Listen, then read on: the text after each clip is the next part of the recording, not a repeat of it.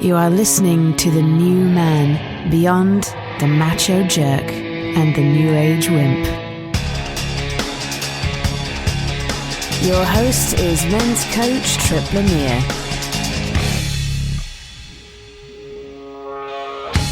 Do your emotions keep you from having an unbeatable mind? When the going gets tough, what keeps you from quitting?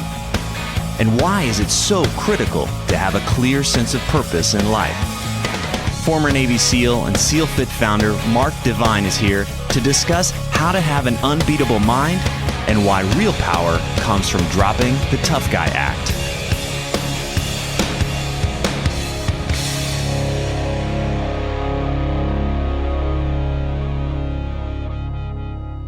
Welcome to The New Man. Today we are talking with Commander Mark Divine. He's a former Navy SEAL and founder of SEALfit and Unbeatable Mind. Mark, thank you so much for being here. Hey, Tripp. Thanks for having me. Great to speak with you. So your trainings and your programs are designed for a very, very high caliber person. They're designed to bring out the best, the most resilient version of ourselves. Most guys see Navy SEALs as these superhuman, like unbelievable, like above and beyond what as normal guys can do. And a lot of it usually gets focused on the physical capabilities. We see guys going underwater or doing these, climbing or jumping out of perfectly good airplanes, that kind of thing. But a lot of your stuff goes beyond the physical training and that into the world of the mental conditioning. And so I want to talk today about how the guy like me or the guy stuck in traffic or he's on a treadmill right now, how can we train ourselves to have what you call an unbeatable mind? So let's start there. What does that mean? Why would a guy want to have an unbeatable mind? What's in it for him? Well, let me start by saying, becoming a Navy SEAL, it's achievable. And, a lot of folks like myself did it. And we did it because we had kind of either just by happenstance stumbled upon some of these principles, probably a lot of which you teach through your programs, of basically how do you win in your mind. And then the physical part, that was important, but that was really the easy part of the SEAL training. And so, one of the reasons that people think SEALs are so damn good at what they do is because they are, but mainly because they train themselves. And so it's available and accessible to anyone. And so what I try to do with Unbeatable Mind is to kind of parse that out and say, okay, what were the principles? What did I do back in the day, when I went to SEAL training 20 years ago, to not just survive, but to thrive and become the honor man or number one graduate of my class? What were the things that I did, and how did I learn those, right? And so I traced it back, and I realized that, I developed a lot of those skills in my martial arts training, in, my athletic development career with some great coaches and mentors, and then also in the times that I spent in silence running around the mountains of the Adirondacks alone, So there were a lot of interesting things that helped me get through the initial training. And then the warrior development training of the SEALs, took it to a level which was, even blew me away. And so I try to pick up, there and say, okay, now all these other principles that the SEALs embed into their training, and also all great warrior traditions embed into their training in some form or another, how can we then parse those out and provide them to, the every man or woman who wants to perform at their peak, in business and in their families and in their personal lives and essentially in life in general. Okay. That's kind of what Unbeatable Mind is. You don't have to be a physical stud to do Unbeatable Mind. On the other side of my fence with the SEALfit program, you better train and be ready for that because that's game on. Okay. It's physically really challenging. Yeah, I've heard about the Kokoro thing. What is it? You guys stay up for 50 hours and then you get raped by sea lions and what? Exactly. Yeah. We release the sharks for that one, and they just kind of swirl around you. You're in the water for 50 hours straight. I'm just kidding. It's not that bad, but you are awake for 50 hours, and it's modeled after the Navy SEAL Hell Week program, where you're awake for 6 days, 5 nights straight. And the whole principle there is that, what I call the 20X factor. You're capable of 20 times more you think you are. A lot of people try to, think it's a physical thing, and so they gut their way through it, but their physical bodies, break down, and there's, they leave that behind. So then they think, well, maybe I'll just mentally, mind check my way through it, with a mind of steel. And then with the sleep deprivation and the cold and the nonstop chaos and, these fascinating instructors I have who can get in under anyone's skin, then your mind starts becoming not an ally but an enemy. And so now you got to go beyond your mind. And so the whole principle of Kokoro is how do you tap into, great emotional strength, great, spiritual strength, for lack of a better word. And in fact, that term Kokoro is often defined as warrior spirit. And I like a different definition, which is to merge your heart and your mind in action. And so with the Kokoro Camp, that 50 hours of nonstop training, we're really trying to allow you to learn to penetrate to a much deeper level of your being, psychologically, physiologically, emotionally, spiritually, and then to bring all that power to bear to solve the problem. Let's talk about that power. Let's talk about that power, that emotional power, because there's many guys that I talk to, and they're not soldiers or warriors out there in the that are having to kind of deal with life and death things, but they are stuffing and repressing their emotions, that somehow their emotional world is a distraction, or it's some kind of a thing that's going to pull them away. What I get about your work is that's where the real power is, and you talk about accessing that purpose or that drive or the why. What difference does having a clear sense of that why or that felt sense of purpose make for someone going through their life? Yeah, you know what? They're connected, but what we say in Kokoro Camp is your why had better be damn strong for being there, right? And so a lot of people will say, in the comfort of their home, in their bedroom, oh yeah, my purpose is to be this. But then when they're pressed to the wall, all that falls apart and they can't follow through. And so, the whole point of Kokoro Camp is, you've got to be super clear on your why. And a lot of times people will literally change their life direction after Kokoro Camp because their why changes. They connect with it at a much deeper level. And then when they come out of that experience, that crucible fire that kind of burns through all the bullshit, then they have a much clearer idea of, what's really, really, really important in their life, not the surface level social or family important things. So that's what I mean. What we say, if your why isn't like a deep intrinsic motivator that's, going to power you when everything else is bleak, then stand by. You probably won't be standing here on Sunday when we're finished. Well, and this is where if we apply it to the guy that's listening right now, whether it's the things are getting tough in his marriage, or things are tough in his career, or he's a father and things are challenging there, that if he's not connected to that emotional core drive, what it's really all about for him, then he's left the back door open. He's going to exit. And is that what are you drawing a parallel between Kokoro and some of these other things that can happen in a quote unquote normal guy's life? Yeah, it's just a much more extreme circumstance, right? And so, a lot of times here's my premise, is like the Kokoro Camp is like a self-induced challenge. And in life, if you go to the challenge, you'll learn those deep emotional lessons. If you don't go to the challenge and you let the challenge come to you, stand by. You're going to get your ass handed to you. And so this is an opportunity for guys and women to go to the challenge, to test themselves, to learn those principles, and to find a new why that's more powerful, more connected, springing from more their wellspring of their soul, as opposed to maybe their monkey mind or, some other belief system that's driving behavior. So, okay. The crucible experience allows you to burn through those layers and get to that root. And then when you come out of that, you apply that in any area of your life. Everything becomes much clearer, and also you become much less compartmentalized, because you're driving you approach everything with that very clear sense of why you're doing it, your purpose, and you get very clear about what's important and what's not. And so your life starts to get more, simplified, more streamlined, and you're able to propel yourself forward with a little bit more power, because you're focusing on the right things and not the wrong things. You're saying yes to less. You're saying yes to less, and therefore whatever you are focusing on is more potent. You're more present, and you're more powerful. Right, and you've got more focus and more energy to put into those things. And as you know, there's a lot going on there. Like, we could write a book just about that sentence, why you can be more powerful when you're more present and when you're more focused. However, a lot of times we need to shock ourselves to kind of wake up to this new reality, and that's what I try to do with Kokoro Camp. There's other ways to do it. You can study yoga every day for 5 years, and that'll certainly get you to the similar results. Or martial arts programs really kind of help do the same thing.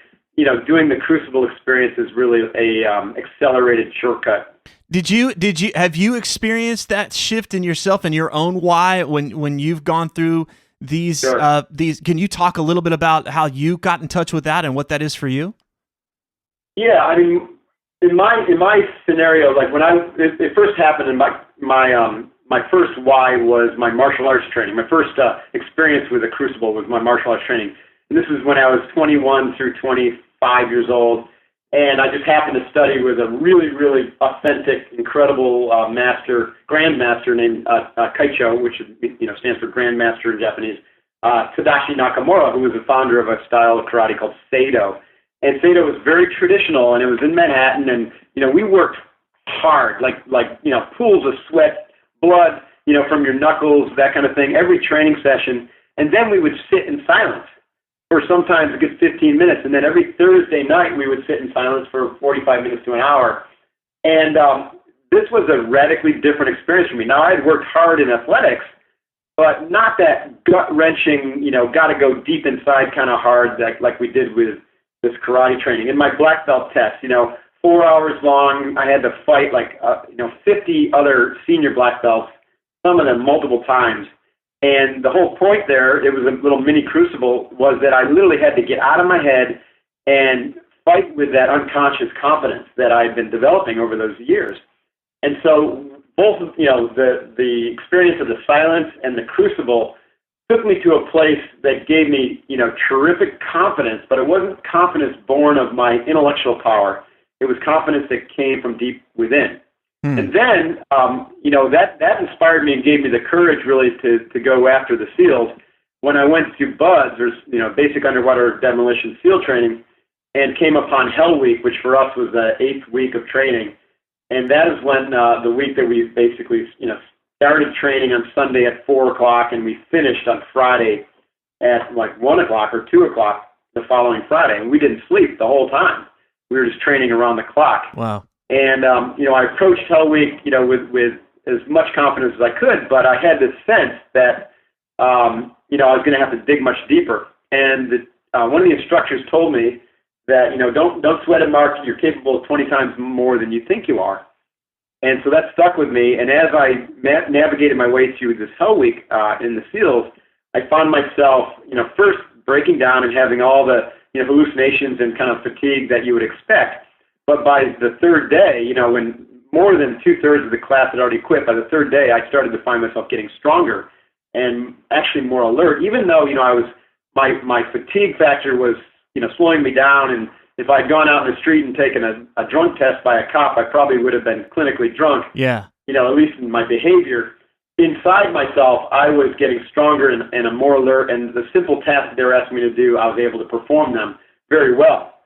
And it was quite an eye-opener for me. And so that has a lingering effect, right? So when I come out of Hell Week, it's not like I revert back to the person I was before Hell Week. It's literally a new beginning, a new me. It's almost like, you literally rebuild yourself and then you go forward. And if you keep training, you develop on that new base and you accelerate it. If you stop training and you just go back to your old ways, then, of course, I think over time you just slowly lose it probably and go back to, earlier belief.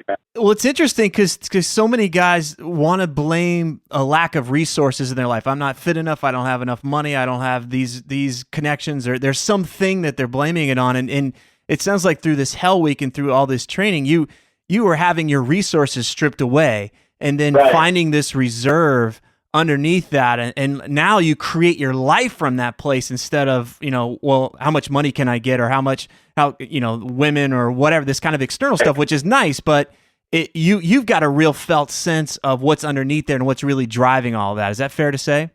Yeah, I think that's an excellent assessment, Tripp. You really do get everything stripped away, and then you come to realize that, hey, you know what, in spite of that, I got everything I need right here inside of me. All the other stuff was just bullshit, right? And so what you need are your teammates.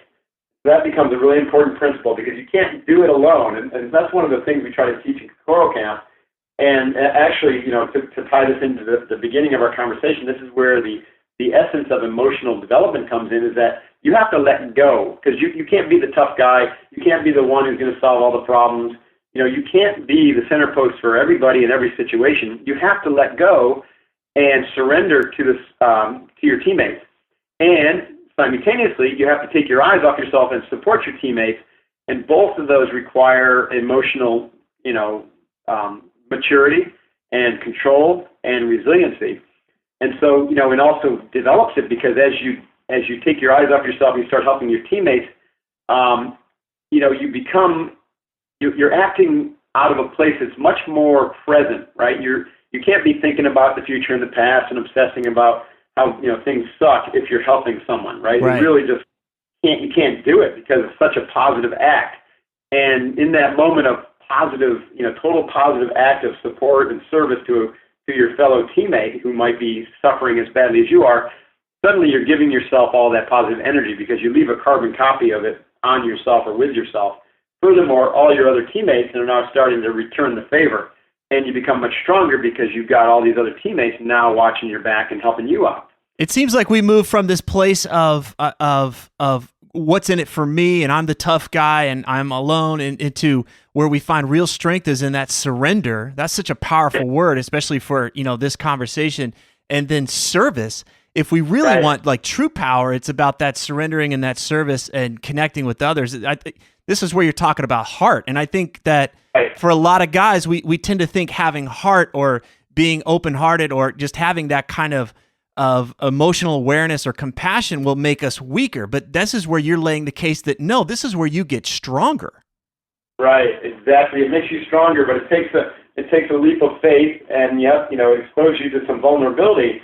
And, that's what I learned in Hell Week. Like, I am comfortable to say that I loved my SEAL brothers as much as I loved, my family. It was a different type of love, and we don't have a great word for it in our society, but you do develop that love for your teammates. And so guys are uncomfortable with that. It feels sticky at first until they experience it, and then they're like, yeah, check, I got you, Mark. I know exactly what you're talking about. I loved my teammates so much in Kokoro Camp. I would have done anything for them, and they were right there for me, and they would have done anything for me.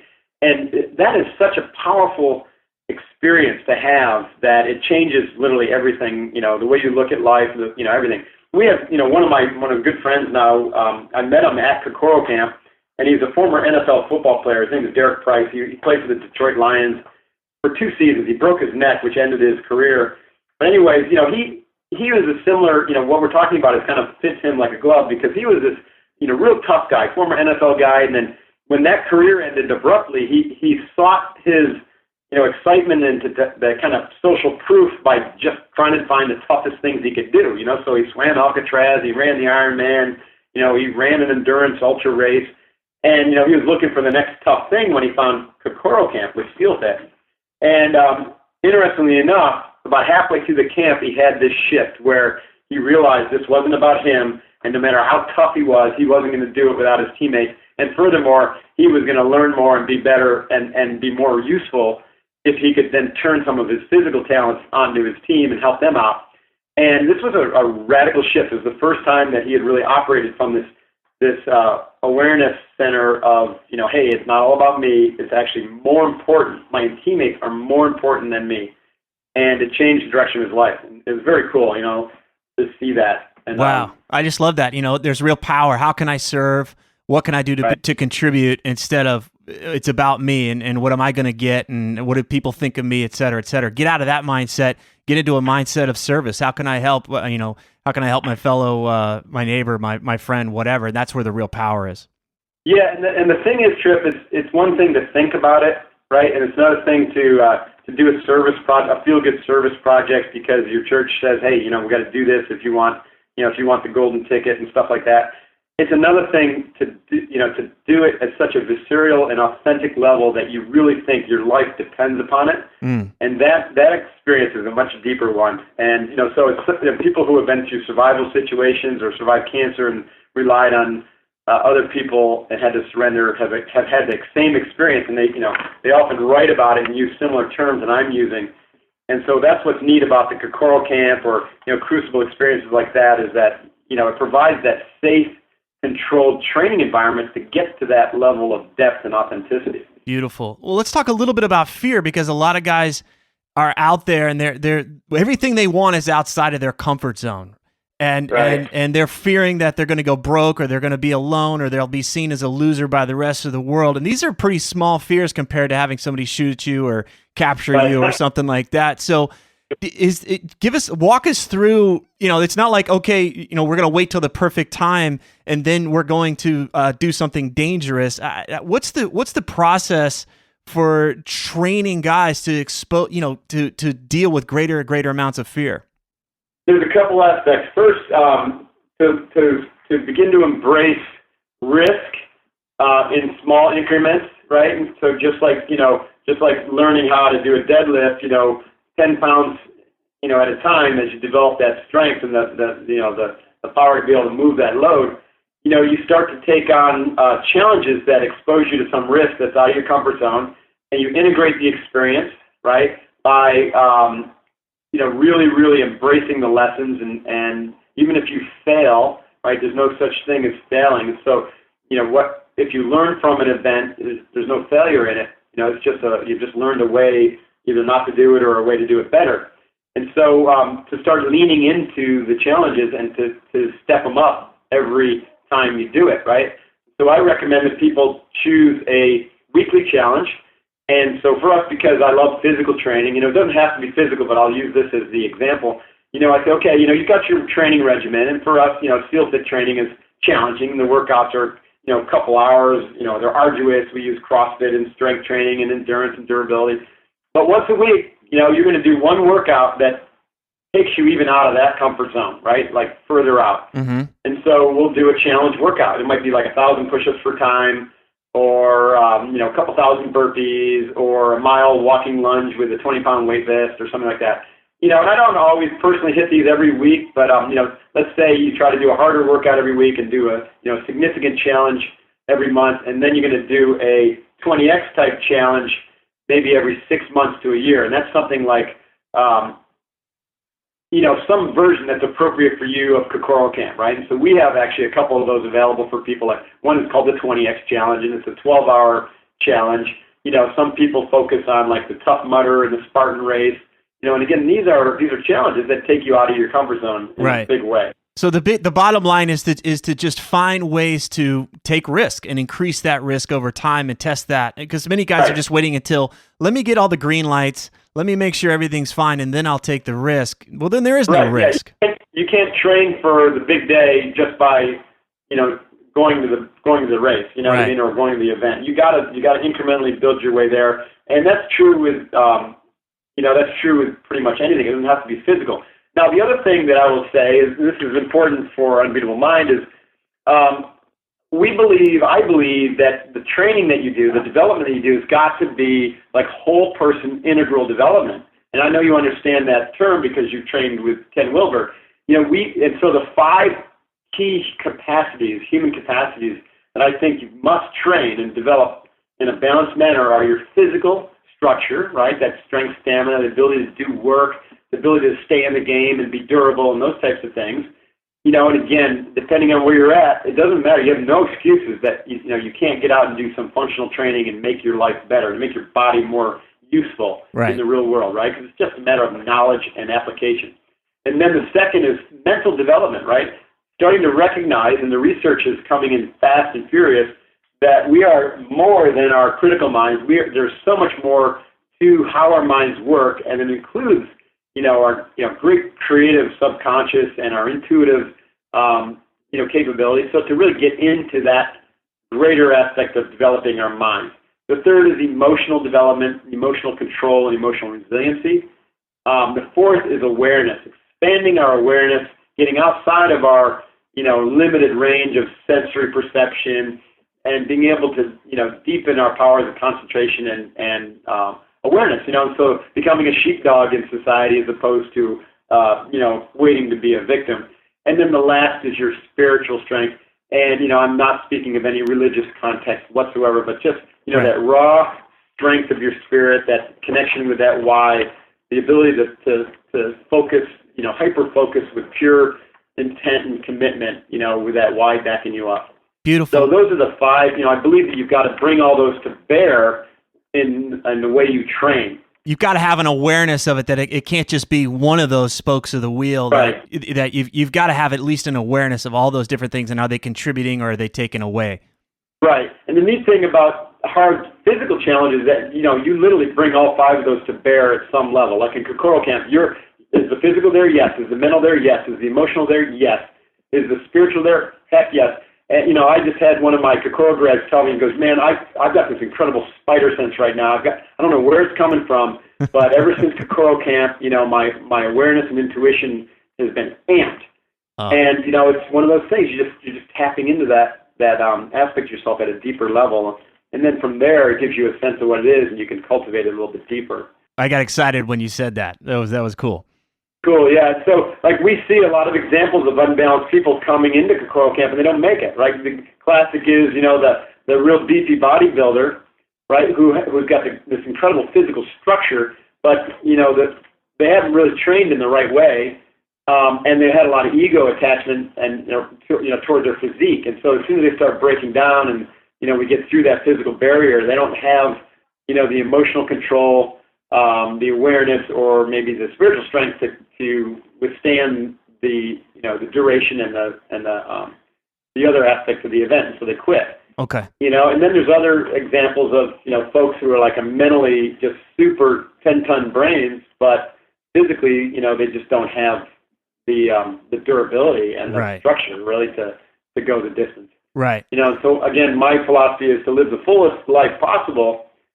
All of these need to be built in a manner that's balanced and appropriate for you as an individual. I like it. One of the things that, we can have the machine tuned up and we can be firing on all cylinders, but then we can still be making choices and, choosing to put our attention and focus in certain places that are draining us. And one of the things that I think of is like negativity. If I'm reading negative news, or I'm hanging around negative people, or I'm taking part in gossip and complaining, how does that affect everything else that we're trying to do in terms of our mental power and energy and all the qualities that you just talked about? I think it destroys it, right? So, to me, there's kind of a progression to how we develop ourselves, and really the very beginning of that is to get control of your mind. If you get control of your mind by through concentration techniques, through meditation, then we can learn to examine the quality of the thoughts and also the emotions, the energy, right, that's going on. And that's when we start to note, the negative chatter, negative thought patterns, belief systems, and a lot of that, is pouring into us from society, from network news, from like you said, the gossip at the office or at home. Just constant negativity streaming in, and so we got to first shut that out. And so I recommend to folks just turn off the TV. Flat out, just take it out of your house. There's plenty of other options. We use just Amazon to download a movie here and there that we want to watch, but there's no TV because that's kind of your number one source of negative input. And then two is people that you share your world with, right? And so if people, you start to get control of your mind and you start to notice other people that are negative around you, well, guess what? You need to avoid them, and if you can't avoid them, then you need to block that energy.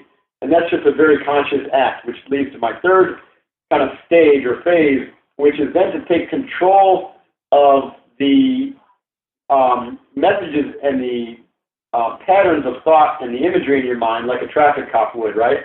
And so I had this some real simple drills. And I use the metaphor, what dog are you feeding? Are you feeding the dog of courage or fear? And that's just a way to get you to stop and to literally ask that question to yourself inside your mind. What am I doing right now? What thought patterns are in there? What does it feel like? What's the imagery behind it? And if it's negative, if it's, taking me down, or if it's, critical, or has any kind of hint of negativity, then you interdict it and say, nope, that's not, it's not going to be something that serves me right now. And then you redirect it to something that will serve you. So a positive image, a positive statement, I call those power statements. Like, got this, I'm going to crush it. Let's say you're in a hard workout and you all of a sudden either I say or someone says or the thought comes in your head, what dog am I feeding? You realize that you're suffering and you're telling yourself, this sucks, I can't wait to be over. That's a negative belief pattern. It's going to weaken you as an individual. It's going to send you down this spider hole of, defeat. And so you say, stop, you interdict it, introduce a power phrase like, hoo-yah, got this, piece of cake, easy day, feeling good, looking good, going to crush this, right? And then that starts to evoke a little bit more positive feelings, a state of being. Then you replace the imagery with images you kicking ass, taking names. and then you kind of maintain it with a mantra. And so my mantra during SEAL training was feeling good, looking good, ought to be in Hollywood. And I would say it over and over and over, hundreds and hundreds or thousands of times during a training session. And it would keep me both psychologically and physiologically really positively charged. And, I would go on and either win or finish in the top 10% every time because of that. I just want to point out to the guy that's listening right now, like, pay attention to your experience, because what Mark's talking about here is what actually has us feel stronger. The way that, and think about it. Like, when I hang out with these people and they're complaining or they're bitching or talking about all the negative stuff in the world, do I feel stronger as a result? Do I feel stronger when I'm talking to myself in a certain way? So if you're paying attention to what dog you're feeding, as he says, it can be, think about it in terms of money. Am I receiving? Am I on the receiving end, or is this costing me? Is this expensive? Is this draining me? So just pay attention to that experience, and it's very simple. The words, the language you use, the people you're hanging around with, what types of conversations you're tolerating. Just pay attention to your experience. Is this draining me, or is this strengthening me? Yeah, that is well said, and I agree 100%. We can look at it as simple as this. We are basically a big vibrating energy machine, at a molecular level. And that energy can be charged positively or it can be charged negatively, and there's a whole scale in between. And so when you're thinking negative thoughts, when you're speaking negative thoughts, and when you're feeling negative thoughts, then you are weakening yourself because you're weaker in a negative state. When you're thinking positive, feeling, or seeing positive imagery, then you're strengthening yourself because we are stronger in a positive state. And the whole field of kinesiology, proved that part long ago. So we're just basically saying, how do we take this into the inner realm, right? Yeah. How do we take it to the inner realm? We know this is true. Like if you hold a piece of sugar, in one hand, you're going to be weaker than if you hold something that's really healthy for you, right? And, the same is true with the thoughts and the sensations and the emotions that we hold in our bodies. So the key is to then become the story writer of our own story and to write the story in the most positive manner possible, and then to live that story in the most positive manner possible. When you do that, you become the author, the director, and the producer of your own life TV show, and you can create whatever you want out of life, right? It can really become the heaven on earth that you're hoping for. But it just takes a deliberate, day by day, moment by moment awareness of what's going on the inside. Absolutely. One of the things, and it's also just focusing, being aware of where we're putting our attention, because we're not talking about bullshitting yourself. It's not about acting like something is something it's not. And for instance, I was working with a client the other day, and we've been working together for a while, and every week this guy does something that's courageous. He does something that it empowers him as a creator. And then I called him out on his language where I would say, that's really excellent. You see what he did? And then he would minimize it. He'd do something that would collapse it and somewhat, but I didn't, And I was like, that's interesting, because what story are you feeding here? That you're not enough, or that you are courageous and that you are a creator? And like a light bulb went off, and we started to see how even that story was what was really deflating him, when his actions were actually to the contrary. He was getting stronger and stronger, but that story he was choosing to tell himself was weakening him. Right, and this is why a lot of really successful people, torpedo their success right on the 5-yard line, to use the football metaphor. And, I think this is the aspect of our beings that is wired pretty deep into our subconscious. I call that our background of obviousness. It's so obvious to other people, like it was obvious to you that he had a negative dialogue, but, had you not pointed that out, he never would have known that. And so that negative dialogue, that negative programming came from somewhere. And I'm willing to bet that he didn't invent it himself, that it came from some programming from, either his parents or, just some people he was around in early childhood, and it just got rooted and grooved pretty deep. Right. And so that part of, first acknowledging and recognizing, whether we're positive or negative, and redirecting it and doing all the stuff I talked about a little while ago it's critical for that surface level. But then you've got to start going deep and looking at the deep subconscious programming. And in my experience, visualization and shadow therapy and stuff like that is really valuable for that type of work.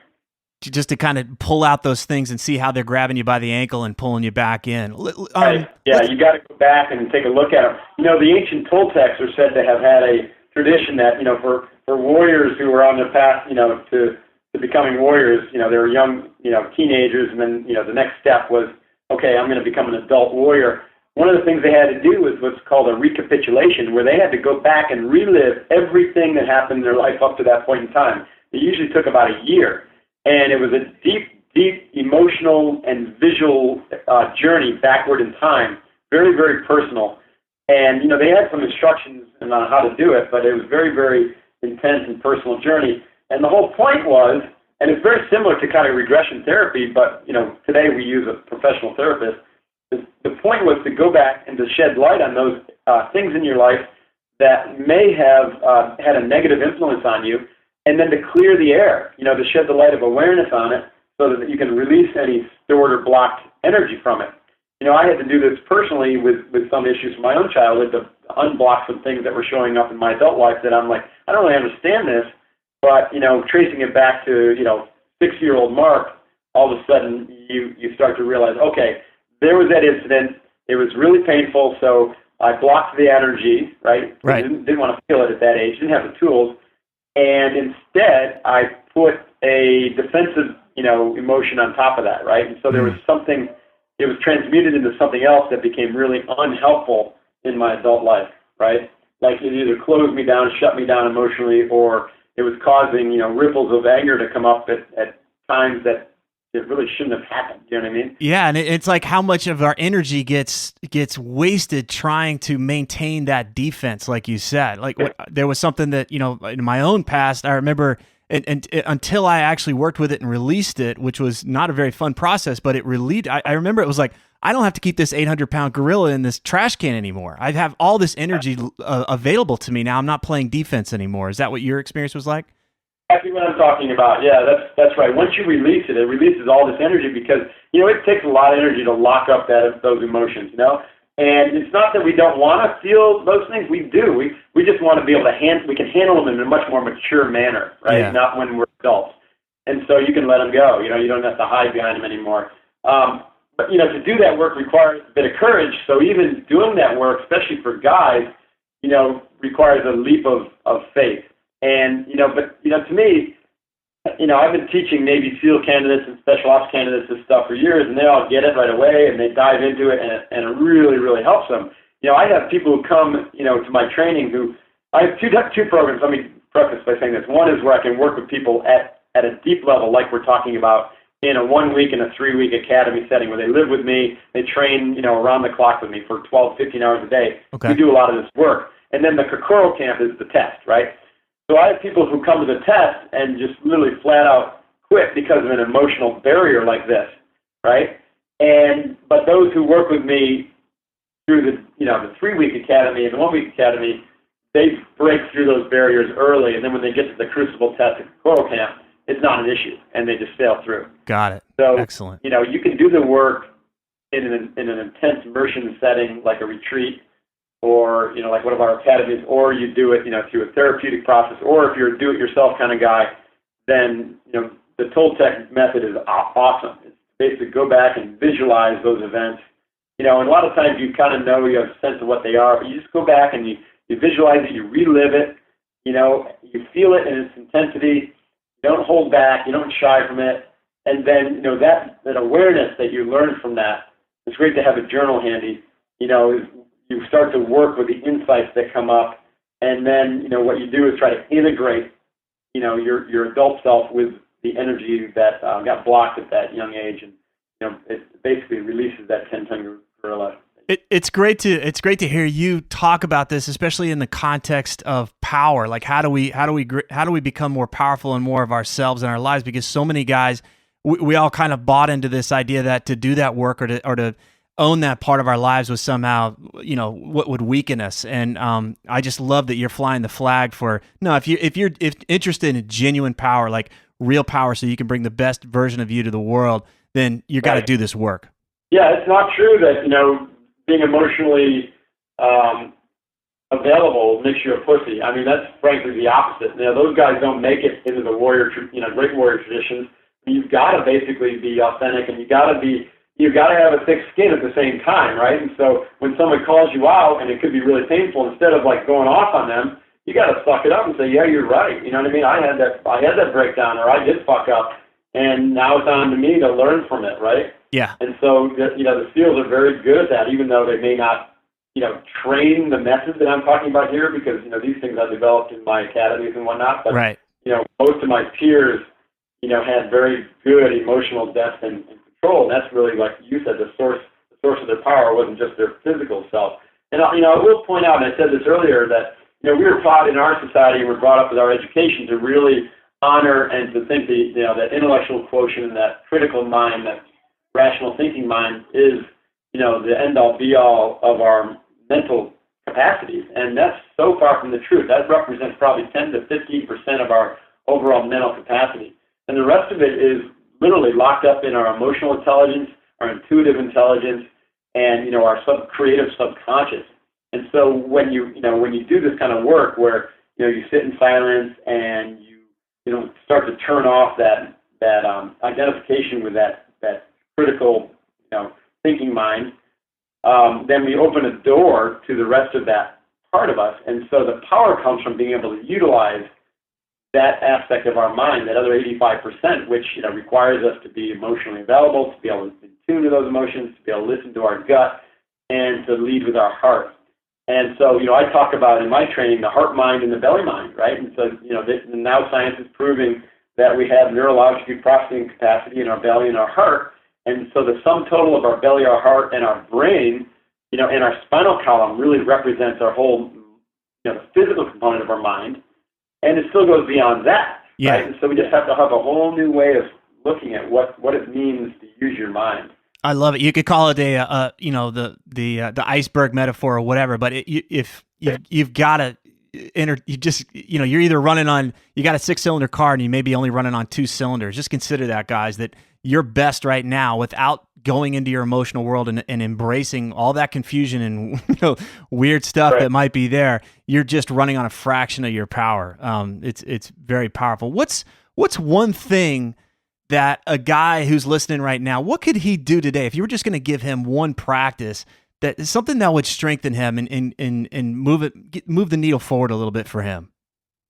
All right, there's one practice that I think is a must do, and it's a triplet. I mean, it's a triple practice, meaning it has 3 significant benefits. Okay. That'll impact you right away, and I call it box breathing, right? And so the box breathing is as simple as breathing. There's a couple steps. You breathe in through your nose and out through your nose.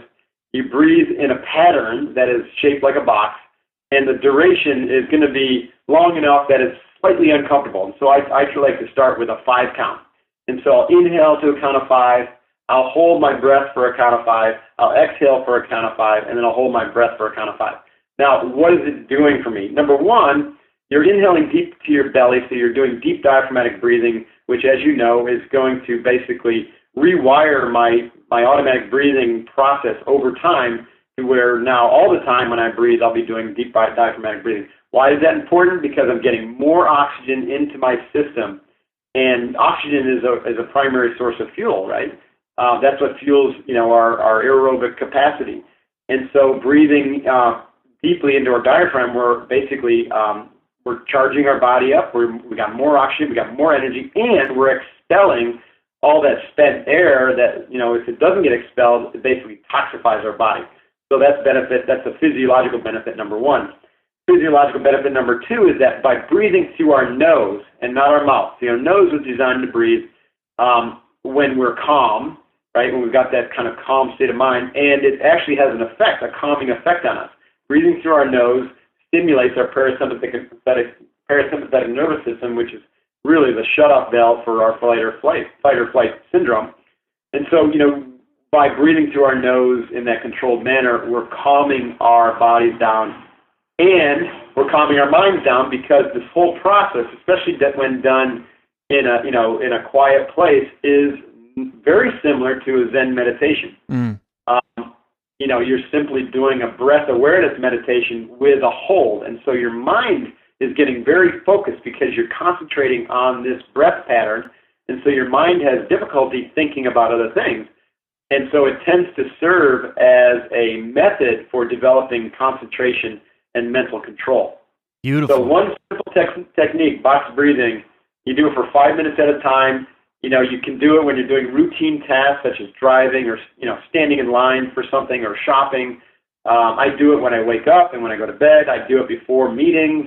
I'll do it whenever I can, and all of those benefits are accruing as I'm doing it. Awesome. I love that. And so where can the guy go to learn more about SEALfit and the Unbeatable Mind? Yes, very simple. 2 websites I have. One is SEALfit.com, www.SEAL, just like the SEALs, .SEALfit, SEALFIT.com. And that's where, you know, we have our physical training program. You know, we post free workouts every day. They're pretty challenging, so, you know, if you're not ready, then we have an online training program and, you know, videos and stuff to help you out. And then, and also a ton of videos about Kokoro Camp. If anyone wants to just take a look at that training, there's lots of videos on it. It's very cool. Then the second place is unbeatablemind.com. So that's www.unbeatablemind.com. And that's where we have what I call the working in principles, and an online training program by that name. We've got about 1,500 people enrolled in that are, you know, practicing all these things that I've been talking about. And, you know, you don't have to be a physical stud. I've got moms and, you know, professionals from all walks of life who are engaged in Unbeatable Mind. And occasionally we put together a retreat or a seminar to go work on these things in person. So those are the 2 places. Awesome. SEALfit.com and an Unbeatable Mind. So we're going to have those links up on the site too, in case you guys just want to go there.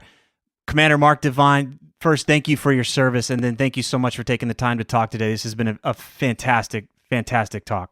Yeah, Tripp, it's been my pleasure. And good luck to everyone on your listener group. There's so much more to The New Man than these interviews, so visit thenewmanpodcast.com and join the mailing list so you never miss another update. Thanks for listening.